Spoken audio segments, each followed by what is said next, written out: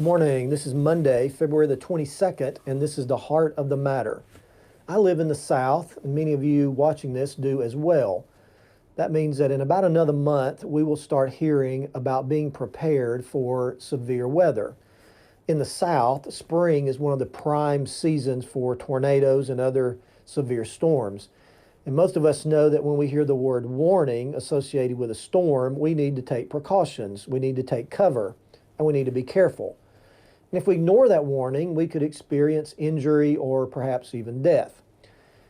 If Jesus gives us a warning, don't you think we should pay attention to that as well? If Jesus says, be careful about this, that should get our attention. That should cause us to listen carefully to what he has to say. And if we ignore that warning, we will often experience pain or loss. In the Sermon on the Mount, Jesus issues a warning, so to speak. He says, be careful about something. Matthew chapter 6, verse 1, Jesus said, be careful not to do your acts of righteousness before men to be seen by them. Jesus is talking here to people who are religious, who do church kinds of things, like helping others and giving, praying, and fasting. And obviously, Jesus is not discouraging us from doing those kinds of things. That's not the problem. As a follower of Jesus, I should be involved in all the things that Jesus mentioned in the next few verses. The problem is not then in what we do. The problem is this: why do we do it? This warning here then is about our motives, the reason behind what we do, why we do some of these church kinds of things. Now, if anyone knows human nature, Jesus does. He made us, he became like us in every way, so he knows us.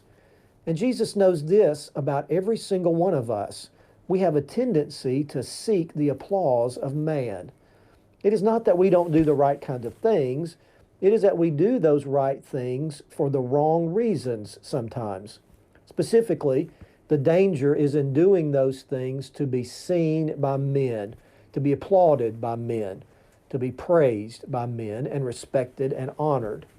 We all love to be praised, don't we? It's just our nature. And we have to work hard to overcome that. In fact, I have seen people get mad and leave the church sometimes because they were not given the attention they thought they deserved for what they had done.